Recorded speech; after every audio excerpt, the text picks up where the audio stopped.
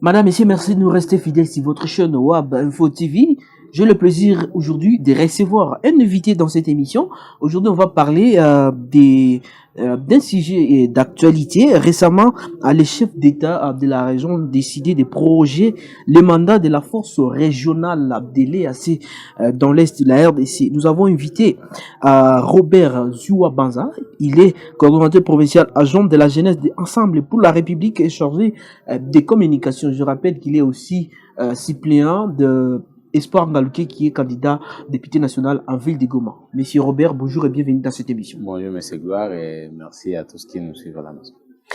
Alors, pourquoi selon vous, est-ce que c'était opportun ou inopportun de proroger une fois de plus le mandat de la force régionale de l'EAC? Parce que récemment, il y a eu plusieurs demandes ou plusieurs manifestations, notamment des mouvements citoyens qui demandaient le départ de cette force régionale parce qu'ils estiment que son mandat ou son objectif n'est pas vraiment clair. Parce que la population veut que le M23 puisse partir. Mais la force régionale, elle reste là, bras croisés. On l'accuse même d'être des mèches avec les terroristes. Qu'est-ce que vous en pensez? Cette prorogation nous pousse aussi à confirmer ce qu'on disait à la population, c'est que de plus en plus on est en train de perdre la souveraineté sur certains territoires. Le Grand Congo est en train de partir, mais on fait semblant comme si rien n'était. Partir comment? Vous savez, avant que l'EAC puisse venir, notre gouvernement nous avait dit qu'ils vont passer par Bunagana pour venir combattre l'M23. Oui. Mais le président des Eastern Africa Community, oui, EAC, oui, et disait qu'ils viendront faire la zone tampon. Mais au finish, qu'est-ce qui a été appliqué? C'est la zone tampon. Donc, notre gouvernement nous avait menti. Vous avez menti sur quel point? Sur les points que ces gens viendront combattre. C'est-à-dire avoir un mandat offensif. Avoir un mandat offensif. Mais eux disaient que non, nous, on ne viendra pas combattre, on viendra mettre une zone tampon pour que le gouvernement ne puisse pas se battre avec les 23. Et c'est ce qui est en train de se passer. Notre gouvernement ne peut pas attaquer les 23. Et c'est pourquoi peut-être ils sont occupés même à attaquer la population civile, peut-être. Et aujourd'hui, on est en train de voir que notre gouvernement ne peut pas décider si son propre territoire. Comment ça? Parce que notre gouvernement est conscient que la population ne veut pas simplement l'EAC, mais ne veut pas aussi la MONUSCO. Tu vois? Mais ce qui se passe, c'est que on est en train de proroger.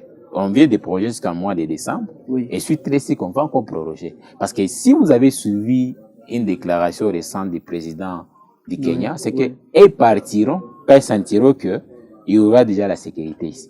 Donc si ça prend 15 ans, ils vont rester jusqu'à 15 ans. Et nous, ce qui nous tique, c'est que là où l'EAC exerce leur mandat, le gouvernement ne peut pas piétiner là-bas. Mais oui, le gouvernement ne peut pas piétiner. Sinon, si c'est le cas, que la DGM puisse aller là-bas, la DG puisse aller collecter des impôts dans des zones contrôlées par l'EAC. Bunagana. Là-bas, nous avons la frontière de Bunagana, que la DGDA puisse aller là-bas. D'ailleurs, ils nous ont menti qu'ils vont envoyer là-bas, la DGM, DGI. Ils ne sont pas partis. Pourquoi? Parce que, tout simplement, que nous sommes dans un jeu de deep. Nous sommes, M. Félix Tshisekedi a mis les Congos dans un piège où il ne sait pas s'en sortir. Dans quel sens? C'est que les rebelles peuvent exercer dans un territoire, mais notre gouvernement ne peut pas le faire. Le président lui s'est plaint que les M23 collectent les impôts dans une zone contrôlée par l'EAC. Mais notre gouvernement, notre DGI ne peut pas aller collecter les impôts là-bas. Donc, petit à petit, vous allez comprendre que c'est un autre pays qu'on est en train de créer dans notre pays et que notre gouvernement ne peut pas décider. La balkanisation? C'est la balkanisation. De fait, ce n'est pas encore légal, ce n'est pas encore quelque chose qui est officiel, mais c'est comme ça que ça commence. Mais c'est toujours des hypothèses ou des spéculations. Il n'y a pas de spéculation, mais c'est un fait. C'est une force ici. D'ailleurs, si vous allez comprendre, on n'a même pas demandé l'avis de notre gouvernement, parce que l'avis de notre gouvernement était clair. Il ne fallait pas proroger. C'était ça. Mais qui a coûté notre gouvernement sur notre propre territoire? Mais si le gouvernement trouve qu'il n'y a pas encore de solution idoine, il faut encore proroger Non. pour estimer avoir d'autres mesures, peut-être. Non, quand le gouvernement trouve qu'il n'y a pas de solution par rapport à quoi? Et ils sont solutions par rapport à quoi? Par rapport à notre problème d'insécurité. L'EAC est solution aux Congolais par rapport à quoi? Par rapport à quel problème? Problème de sécurité, parce que c'est pas pour rien que le gouvernement avait appelé l'EAC ici à l'Est. Mais c'est pour résoudre les problèmes. Mais on a tué plus de 50 personnes ici dans la ville de Goma. Qu'est-ce qu'ils ont fait? L'M23 en train de violer, tuer là-bas. Qu'est-ce qu'ils font? Qu'est-ce qu'ils font? Nous, on pensait, avec le départ de Kabila, les choses vont vraiment changer. On avait foi. Moi, tout le monde connaît que j'ai soutenu Fayoulou. On était parmi les gens. D'ailleurs, j'étais le coordonnateur de la jeunesse Lamouka. Mais quand c'était Félix, on a compris que quand même, comme c'est un opposant, bon, quand même les choses iront bien. Mais pas dans ce sens on est en train d'aller. On est en train de vivre presque dans un cauchemar. Le Grand Congo est en train de partir en fumée. Jusqu'à preuve du contraire, l'EAC reste toujours des partenaires du gouvernement. Donc, si le gouvernement n'a pas encore décidé, c'est la même chose avec la MONUSCO. Et ça, je suis en train de dénoncer les mensonges et la déni de notre gouvernement. Quel mensonge? Vous parlez de quel mensonge? Par exemple, quand le gouvernement parle, c'est comme si l'EAC est venu d'un propre gré ici dans ces pays ici. Parce qu'ils disent que l'OE n'a pas un mandat offensif. Non, mais ils sont venus ici à l'invitation de qui? Du gouvernement, oui. Du gouvernement, du président de la République. Et d'ailleurs, là, il y a une forme de haute trahison. Parce que cette question devait passer par un débat au Parlement. Ça n'a jamais été fait jusqu'à maintenant. Mais ça, c'est le problème du Parlement. Ça ne concerne pas. Non, les garants de bon fonctionnement de toutes les institutions, c'est le président de la République. Il a prêté serment de respecter, de faire respecter les lois de la République. Donc, si le Parlement viole et que le président s'était, c'est lui le coupable. C'est lui le magistrat suprême. Mais le rôle du Parlement, alors, c'est quoi? D'ailleurs, la Constitution lui a donné le pouvoir de mettre fin à l'existence d'une législature. Dissoudre les parlements. C'est pas pour rien qu'on lui a donné ces pouvoirs-là. Parce qu'on a compris qu'il y a un certain moment que le Parlement peut vouloir trahir les pays et que lui, comme garant de la nation, il a ces droits-là. Comprenez? Mais Félix, c'est lui qui a permis. D'ailleurs, vous êtes aussi au courant que il y avait une police d'une nation étrangère qui était invitée ici dans la ville de Goma. Si ce n'était pas les manifestations des jeunes ici, on aurait déjà une police rwandaise dans cette ville. Donc vous comprenez que c'est nous-mêmes, on invite les ennemis dans notre maison et on ne sait pas comment s'en sortir si les choses vont se faire mal. Mais même l'adhésion dans cette EAC, messieurs les journalistes. Notre gouvernement a vu les bons côtés de cette adhésion-là. Mais ils n'ont pas vu comment, si on tombait dans les pièges, comment est-ce qu'on va s'en sortir? Parce qu'un escroc, quand il fait les pièges, ça se tient jusqu'à quel niveau selon vous? Parce que vous êtes un parti de l'opposition, vous pensez toujours que c'est la sécurité qui est sous-traitée ou c'est la balkanisation qui est en train d'être organisée? Parce que les pièges étaient où? Pour entrer dans l'EAC, apparemment, il fallait tourner les dos à la SADC. Non, mais la SADC, il est toujours là, même s'il n'est pas encore. Oui, et puis je vous donne et le reste, c'est toujours là. C'est connu que pendant qu'on adhérait à l'EAC, notre président était le président de la SADC. Eh oui. Actuellement, il l'est plus, oui. Vous avez senti même la SADC intervenir ici? Non, le président a dit clairement que la SADC avait cette obligation, mais ce n'était pas encore urgent. Donc, elle peut intervenir à n'importe quand. Donc. Nos alliés ne sont pas urgents de venir nous aider. On part prendre les nations et nos ennemis pour venir nous aider. Toi, tu es dans un conflit, par exemple, parcellaire avec quelqu'un.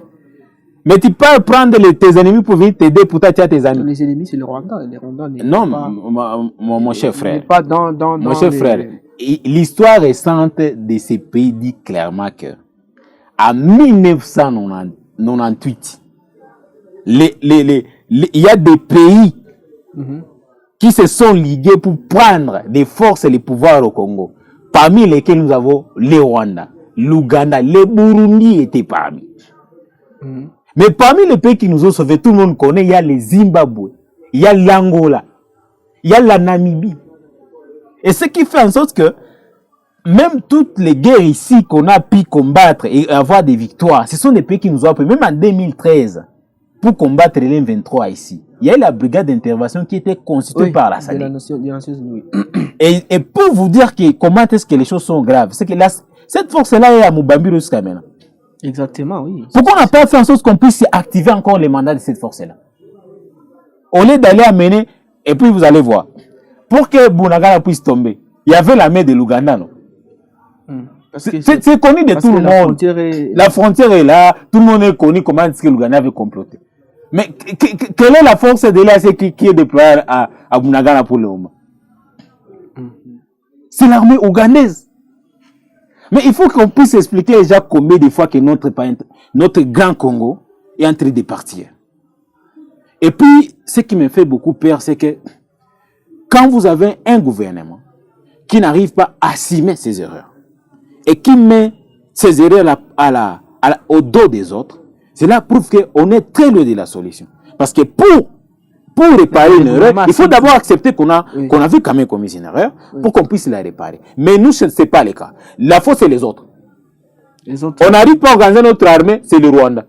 On n'arrive pas à organiser notre justice, c'est le Rwanda. Parler d'une victimisation, mais c'est logique. C'est le Rwanda qui mettent une épine dans les pieds de la sécurité de la RDC, mais il faut dénoncer, c'est normal. Mais c'est les journalistes. Oui. On a combattu ici contre les Rwandais et l'Ouganda 2013, non? Parce que l'M23 d'abord n'existait pas. L'M23, c'est une coalition des Ougandais. On met tout simplement quelques Congolais à la tête. Bon, on les a battus. Quelques Congolais, vous parlez de qui? Bertrand ici, moi, c'est un Congolais. Willy Ngoma, c'est un Congolais. Jusqu'à la preuve du contraire. C'est comme ça. C'est comme ça que ça se passe, mais on les a baptisés, on les a écrasés, on les a humiliés. Nous avons humilié Kagame. Mais comment ils se sont réveillés encore, selon vous? Avec notre gouvernement. C'est le gouvernement qui les a réveillés. C'est ce que vous dites. Mais c'est les journalistes.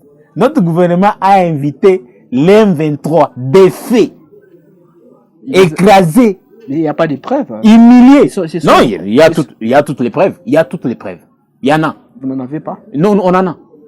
D'ailleurs, le gouvernement, bien sûr, il y a des notes. Vous savez, avec le gouvernement de Tshisekedi, c'est que ils sont vraiment dans l'amateurisme. Jusqu'à ce que des lettres administratives, ça tombe dans les mains des gens. Mais comment quelqu'un peut inviter lui-même les ennemis dans sa... Je vous donne un exemple. Par exemple, dans le procès ici de Cheribe Okende, dans les maîtres de Cheribe Okende, il y a une note secrète. Il y a une note secrète de l'ANR qui est tombée dans les mains des journalistes. Une note qui était destinée à la présidente de la République. Qui dit quoi? Qui relate que le monsieur était enlevé par la DEMIAP, qui était mis dans un véhicule et qui a été étouffé. Non, il n'y a pas de preuve jusque-là. Non, mais c'est ça, c'est ça. Il n'y a pas encore de procédure. Non, il n'y a pas de procédure, mais c'était une note. Des faits. Oui, c'était une note secrète. Parce que même aux États-Unis, il y a des notes secrètes qui sont censées passer entre la CIA et le président des États-Unis. Ici, chez nous, il y a aussi des notes comme ça. Par exemple, ce qui s'est passé ici, le gouvernement savait que c'était au-delà de 6 personnes. Parce qu'il y avait des notes qui relataient qu'il y avait au-delà de 6 personnes. Vous savez. Mais si ce n'était pas les vidéos qui étaient sorties, la version officielle allait rester de 6 personnes. Et aujourd'hui, mais le gouvernement, dans la propre conscience, il saurait que c'est 48. Mais comme il n'y a pas de preuves, ça allait simplement rester à 6. Parce que les porte-parole du gouverneur, même le gouverneur tenait Mordiki, c'était 6 personnes. C'est 7. Mais les policiers. Oui, mais regardez maintenant un écart entre 7 et 51. Et c'est le bilan est en train d'augmenter. Oui, il est en train d'augmenter. Oui. C'est pourquoi je vous dis qu'il y a toujours la version officielle et la vraie version. Tu vois, mais nous sommes dans un pays où, par exemple, les 16 questions à DN23, c'était secret. C'était secret. Mais ça s'est sorti comment? C'est pas une lettre de vice-premier ministre de l'Intérieur, Gilbert Kakonde, qui demande 1 million pour payer la facture de l'hôtel, tout ça. C'est comme ça les gens aussi. Ah bon? C'est comme ça que les gens aussi. Oui, mais alors, est-ce que vous croyez... Et même le premier vice-président de l'Assemblée nationale, M. André Mbata, il a confirmé dans une émission avec un tshisekediste, Christian Bossembe. Vous avez su cette émission? Christian Bossembe, le président du CISAC? Pour le moment, mais tout le monde sait ses opinions. Non, mais Tout le monde sait ses Il n'est opinions. pas délit de presse. Il n'est pas délit de presse, mais tout le monde sait. Et aujourd'hui, vous allez voir. Non, il est libre de mettre ses opinions. Ah oui, bah. Si ses opinions oui, coïncident ça, avec les pouvoirs, c'est normal. c'est pas grave. c'est pas interdit d'un journaliste Ouais. avoir un camp politique. D'abord, avant d'être journaliste, on est citoyen. Exactement, oui. Un citoyen a le droit d'avoir ses propres opinions. Oui. C'est pas une conviction. On va pas interdire à un journaliste d'être un fan, par exemple, des présidents de la République. Sinon, ça sera dans la dictature. Sinon, ça sera violer même les droits de ces journalistes. Exactement. Mais c'est que Diabo Sembe, il a ses opinions favorables à Messier et Félix Tshisekedi. Ça, c'est connu de tout le monde. Il y a toutes les vidéos qui datent peut-être de 5 ans. Il ne peut pas les effacer. Et aujourd'hui, quand il agit comme président de CESAC, on sait que c'est Tshisekedi, ça guérit. Non, c'est pas là, n'est pas les débats. Voilà. Parce que là, vous commencez à parler des personnes et c'est pas les débats. Alors, vous êtes un parti de l'opposition.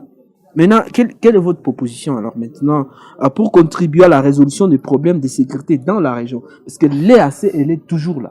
Bien qu'on peut dire les bilans est toujours mitigés, mais elle est toujours là. Qu'est-ce qui va se passer? Quelles sont vos propositions, vous, en tant qu'ensemble? Alors, Parce que moi, dites pas seulement que les mandats ne veulent pas être prorogés, oui. Mais c'est fait déjà. Bon, nous, c'est que la solution ici, c'est le peuple qui doit prendre ses responsabilités. Parce que quand vous avez un gouvernement qui n'arrive pas d'abord à assumer ses erreurs, donc il n'y a pas moyen qu'il puisse les réparer.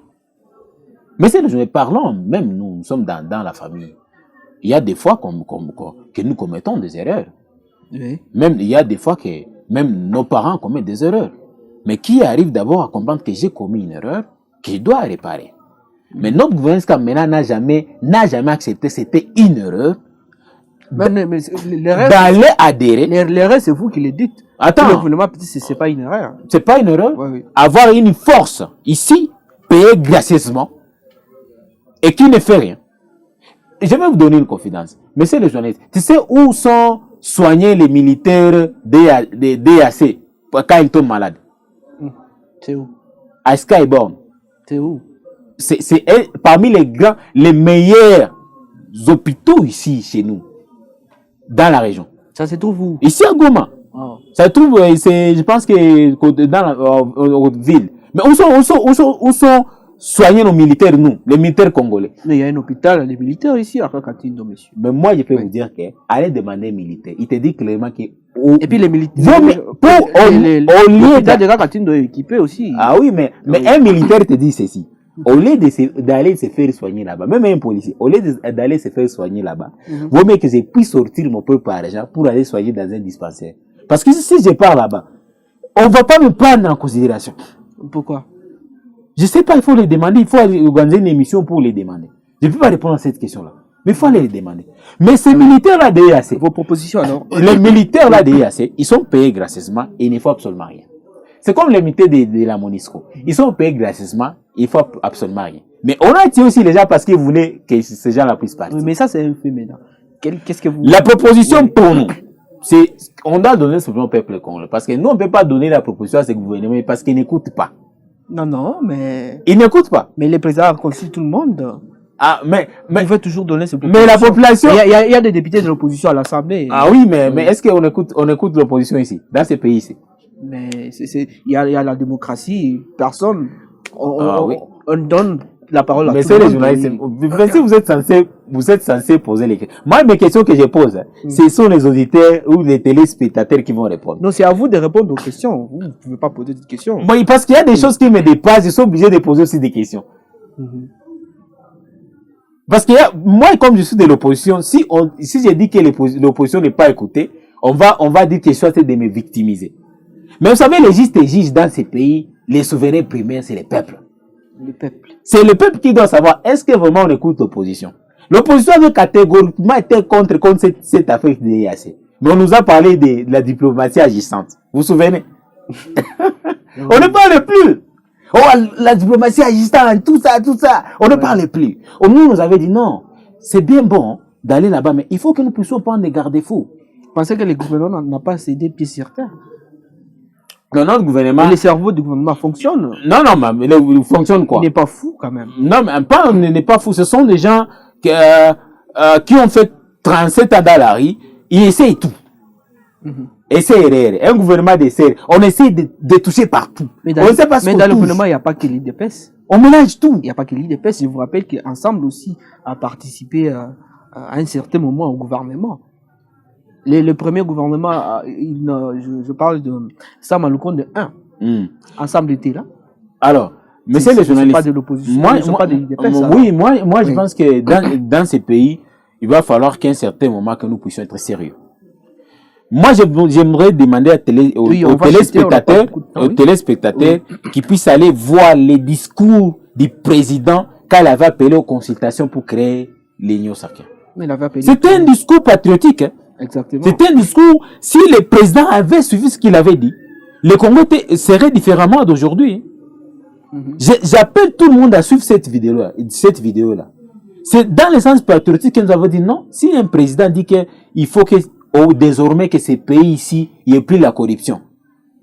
Si un président dit que désormais il faut que nous ayons une armée forte, une justice impartiale. C'est ce qu'il fait. C'est parmi les j'ai même pas encore fini. Si que nous ayons un État qui est au service du peuple, pourquoi une opposition républicaine ne pouvait pas aller voir ce que le président disait? Vous parlez d'ensemble. Et nous sommes partis voir.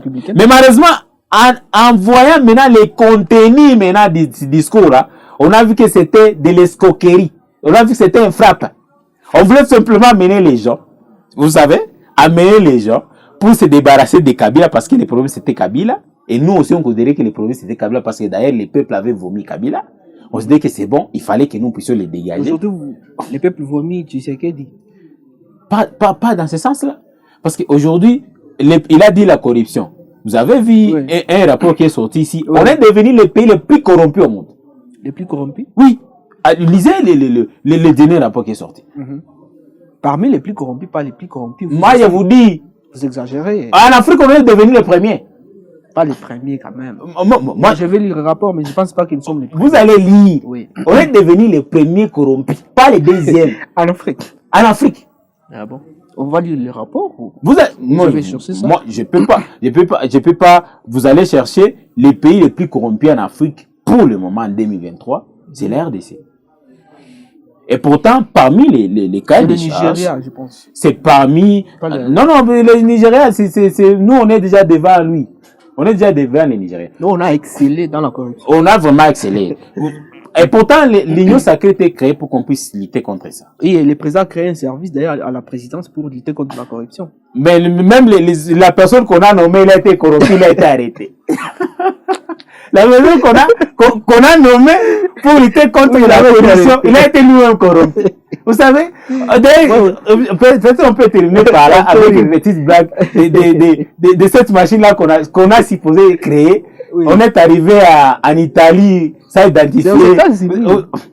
On avait créé une machine pour rater les volets. Les volets. Aux États-Unis, peut-être ça a détecté 1000 volets, peut-être en France c'est 12 000. En RDC, on a volé la machine. Des détecteurs de volets. Merci beaucoup, on va finir cette émission. Voilà. Alors, regardez ce qui précède pour terminer cette émission. Qu'est-ce qui va se passer? Bien qu'on dit que l'EAC ou le gouvernement n'a pas bien fait pour proroger, mais il va rester là. Qu'est-ce qui va se passer selon vous? Alors, ce qui va se passer ici, c'est que l'EAC c'est considéré dans un terrain conquis, mais ça sera confondu par les peuples congolais.